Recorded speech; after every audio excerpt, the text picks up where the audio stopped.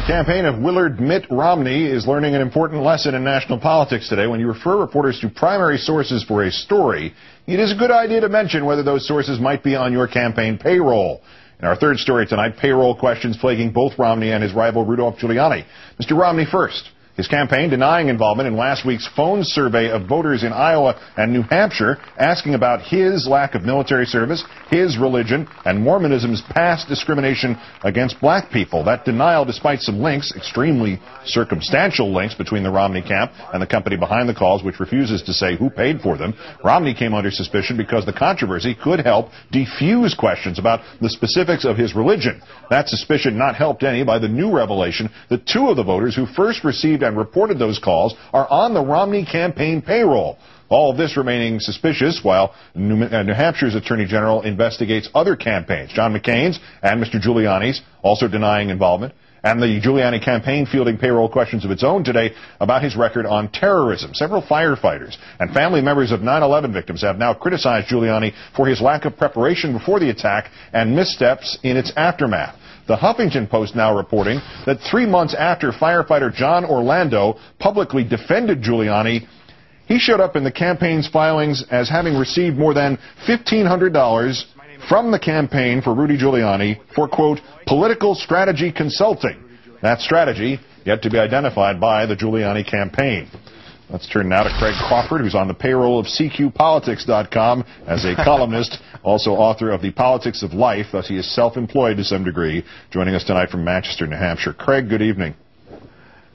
Happy Thanksgiving, sir. Giuliani first. That's some strategy, putting the supposedly disinterested firefighter who gets quoted all the time about what a great guy you are on your payroll, where he will inevitably be discovered to be on your payroll. Is this one of those new how you can lose strategies, or what am I missing here, Craig?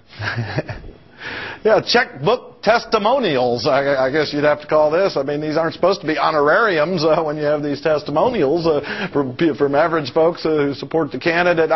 Sometimes people, Keith, who are running their first presidential campaign, even though they've run for office at lower levels, just don't understand. There's 8,000 to 10,000 journalists and now bloggers out there watching everything, covering it all, and finding these things. Although Giuliani ran in New York with a pretty robust media, I would have thought they would have expected that this kind of thing would get out. Yeah, but think about that for a second. Even if you count his abortive because of health issues senatorial campaign, that's 7 years ago. Think of what the difference in search engines is like now, and bloggers and everything else. So it's very possible. Your point is very well taken. Now, about the Romney voter calls. Yeah. Who would have benefited if news of them had never gotten out?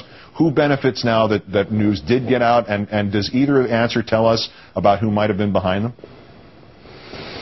Well, if it had never gotten out and it had an impact on driving voters away from Romney, particularly evangelical Christians who do have concerns about Mormonism, ultimately that helps Rudy Giuliani. In the short term, it would help someone like Mike Huckabee, who is coming on strong in Iowa and getting a lot of those evangelical voters. But actually, the better Huckabee does, the better it is for Giuliani, because he needs Romney out of the way, because Romney's looking good in these two early states, Iowa and New Hampshire, and Giuliani's front-runner status could be in danger. Now, now that it's come out, there could be a backlash on Romney himself if people begin to believe this idea that his campaign would have been behind it, which seems odd, but that's sort of almost like three-dimensional chess. But I've seen it. I've seen stranger things in presidential campaigns. So if the questions about Romney and Mormonism were factually correct, is there not an argument to be made that there's nothing inherently wrong with wanting to gauge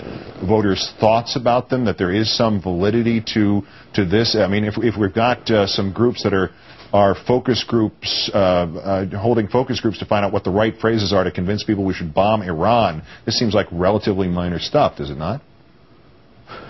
Sure, and I think push polls do need to be distinguished in that, the really awful ones are the ones that put out totally fraudulent information, tell lies about people like McCain in the South Carolina primary in 2000, telling people that he had an illegitimate black child, even though it was an adopted child. And there are examples of that. That's different, possibly, than actually putting out factual information, but it has to be done on the up and up in terms of a campaign that it's doing it should fess up to it, and that's what no one has stepped forward and done so far. Yeah, well, that raises one other question that just occurs to me. Are we to assume that none of the other Republican candidates, or maybe even the Democratic candidates, have done any polling to find out what people's reactions are to the idea of a Mormon candidate? Is this the first one? I would be very surprised if they haven't. That is an underlying issue in the Republican race, and potentially for Democrats if Romney were the nominee, because no one really knows. This is new. The Romney campaign wants to play the martyr on this. That would be one motivation for being behind their own calls, which, doing that, if they were doing that, Keith, it reminds me, I was thinking about the recent episode of The Office, where the character on that TV show, the boss, had his secretary bring in fake phone messages to impress people during meetings. I just can't imagine that Romney would have done that, but who knows? Well, you may have just written another episode of The Office, which the people at NBC would appreciate given the strike, but we'll let that pass for right now. Craig Crawford of CQ Politics. Oh, that's right. Have I just walked the picket line now? No, because because with no offense, it wasn't that great an idea, so they're not going to use it. But anyway. Okay. Happy Thanksgiving, Craig.